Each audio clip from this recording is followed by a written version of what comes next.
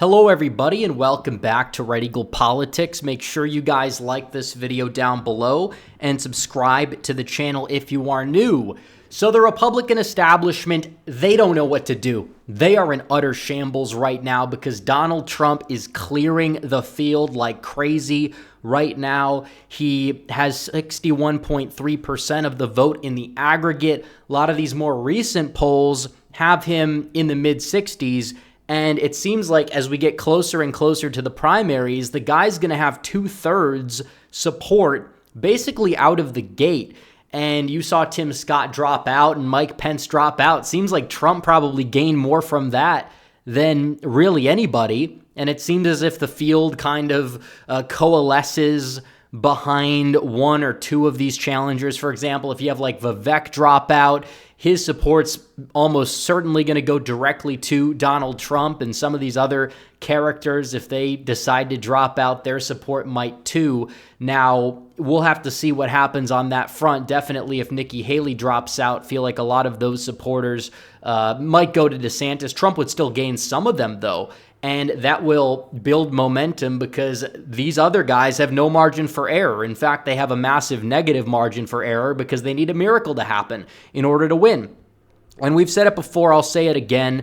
It seems as if this primary was going to be competitive like a year ago, or at least it could have been. I always thought Trump would win it, but there was a time when he was polling maybe 10 to 15 points above Ron DeSantis. Then DeSantis actually starts his campaign. People really get to see who he is, what he's made of, and it seems as if people did not like what they see because he announced and his numbers dipped significantly, even though he spent a lot of time and money in Iowa. He's even fallen in Iowa quite a bit since he announced as well. So you're looking at this, Donald Trump, he keeps gaining. These other challengers, they keep decreasing. A lot of the donors in the establishment were on board with DeSantis, or they were floating DeSantis to be their preferred pick because they thought he would win the primary and possibly peel off some of those original Trump voters in the process, but that never transpired. And it seems as if the establishment doesn't know what to do. So they're getting desperate.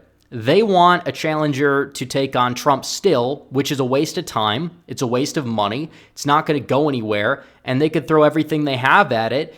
And by the time Iowa, New Hampshire, and South Carolina roll around, if they're not able to come close to winning a single state, even if they lose by 20 instead of by 47.5, it's still a loss for them because that's where they're spending all their time and resources, hoping it can give them momentum. It's not giving them momentum. So what we're seeing here, the Koch brothers, they're going all in. They backed Ron DeSantis for governor of Florida. And that's a big red flag that a lot of people have is, oh, DeSantis, look at this guy. This guy is okay in the eyes of a lot of these donors who oppose Donald Trump because Donald Trump is a threat to the system.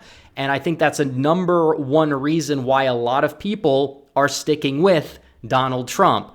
And obviously there's plenty of other factors. We understand that, but still, you have to understand the way that the money goes within the donor class. That's what the donor class typically wants. And they might back Trump, some of them at least, if they don't have TDS come election time. That's possible. That's true. Some of them probably would be better suited backing him now if they saw the writing on the wall and they want Biden to lose. Some may just fund down ballot Republicans. They don't want to fund Trump. That's what the Koch brothers did in 2016, in 2020. And it seems like they may do it again, but they're throwing all their money at Nikki Haley. Nikki Haley's not going anywhere. She's polling in third. She may be polling in second if DeSantis continues his downward spiral. But even then, she's not going to have any more than 10 to 12% of the national Republican electorate. In some of these states like South Carolina, her home state, she's not going to have probably any more than 20% of the vote there. And she was governor of that state. She won statewide elections twice in that state, even though she underperformed other Republicans quite a bit. She's an underperformer, but the donors are delusional.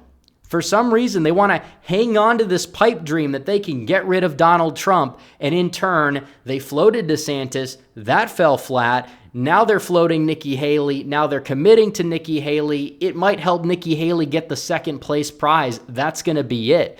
I mean, there's no other reason for this, and DeSantis doesn't have a path to victory But I would argue that Nikki Haley has a lesser path to victory because more Republicans disapprove of her and more people in the DeSantis camp in the real world do have Donald Trump as their second choice than Nikki Haley, because Donald Trump is not universally reviled by really any demographic within the Republican primary electorate like so many people would like to have you believe. But Trump is like an 80% approval among all Republicans. A lot of the disapproval is soft disapproval, and they will easily come home for him. And his approval rating is going to go up. His poll numbers against Biden after the nomination is over will likely go up. Biden's numbers after his nomination are not going to go up because it really doesn't seem as if he has any serious competition to the primary. And even if you could argue Trump's competition doesn't really pose that much of a serious threat either, Biden is literally an incumbent president. So it gets a whole lot worse for him because he's not going to see a real big unity bump there because the party's pretty much unified behind him regardless. And still, it's not really doing him any favors because Biden is hated among independents. And while independent voters don't like Trump, they don't like DeSantis either, they don't like Nikki Haley either, they don't like any of these other people either. And you see polls where it asks people, if you don't like both, who are you choosing? Trump is winning those polls. If you factor in the third parties, he's winning them by more. So the donors are wasting time. There's no reason for this. They could be building a ballot chasing operation. They could be helping reshape the RNC if they actually want to win, but they're not doing that because Nikki Haley represents their pipe dream of returning to 2004 George Bush-style neoconservatism on steroids repackaged for the modern day. And that's exactly what you get when you get Nikki Haley. This group, the AFP, they're going out there saying, well, this is a choice between freedom and socialism, liberty and big government, fiscal responsibility and spiraling debt. And it's like, they have not changed their rhetoric. They have not changed their messaging since the 1980s.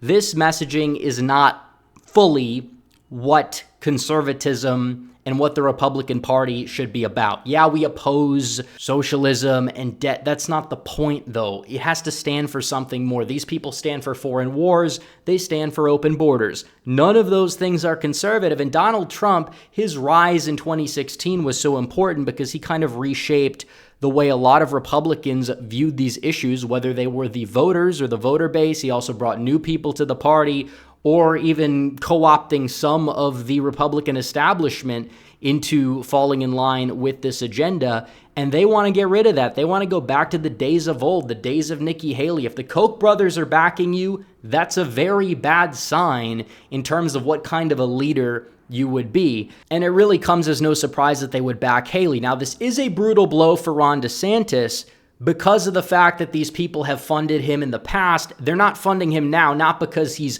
standing up to the donors and he's a warrior against the establishment, but it's because they realize that he's a bust. He's not going to go anywhere. Now, Nikki Haley's also not going to go anywhere, but her campaign, as bad as she is and as evil as I believe her and her policies and worldview are, she is rising in the polls. She's on a positive trajectory, but they're delusional if they think it's going to be enough. Even if she gets second in Iowa, second in New Hampshire, second in South Carolina, that's all she's getting. She might get second place the rest of the way, but Trump's margin of victory is going to increase more and more. And this is why the Haley campaign is getting Democrats involved. They're trying to get Democrats to help out Nikki Haley because they know that Nikki Haley is in trouble. They know she can't win with the Republican base. She can't even get a fifth of the Republican base in a head-to-head against Donald Trump in a lot of these polls. So what are they trying to do? They're trying to get more Democrats to register as Republicans or vote in open primaries so they can help out Nikki Haley. It's a waste of time. It really is. They're just trying to make Trump look a little weaker, but it's not going to make a difference. It's really not. Like, these people are legitimately insane. These are people that have good jobs. A lot of them are well educated. A lot of them, you would say, are on the surface level smart people, but they're very, very dumb in actual reality because this is exactly what they're doing, unless they're just trying to do this to divide the party, to go out there and hurt Trump. But I don't even think that's going to work. I don't think it's going to hurt Donald Trump whatsoever. If anything, him having to deal with Haley compared to him dealing with DeSantis being the second place challenger will be good, because it will spark more of a contrast, and it will also possibly rally even more supporters behind Donald Trump at these primaries and these caucuses, which would be a good thing, and it could inadvertently help him. So we'll have to see what happens. But Republicans, the establishment, they're breaking down. They don't know what direction to go in. They know the writing's on the wall. They're probably better suited focusing on 2028, but they don't even have anyone in their bench that's really going to win a primary anymore. They are completely broken. So they either have to just adapt or abandon. That's pretty much what it's going to have to be. And Donald Trump, he's rising 61%. I mean, that's insane. Much of the year, he was polling in the low to mid 50s. And he doesn't even go to the debates, which was a strategic move for him that paid off. And he's rising because everybody gets to see what the little kids' table looks like, and they understand we need Trump. We need Donald Trump back badly. And that's why he's doing so well. And we'll have to see what happens come general election. But there's more good news we're going to be talking about tomorrow, because Georgia, are Democrats abandoning the state of Georgia? Are they just ceding ground to Donald Trump? Is he gaining? Are Democrats really struggling with their own base? And is that really going to hurt them in 2024? I think the answer is yes to all the questions, but we're going to be explaining why in tomorrow's video. But anyways, guys, the establishment, Republicans, are in shambles. So thanks for watching this video. Like this video down below, comment down below, subscribe to the channel, hit the bell for notifications so you never miss another video. Follow me on social media. The links are all in the description down below. As always, guys, thanks for watching. Red Eagle, out.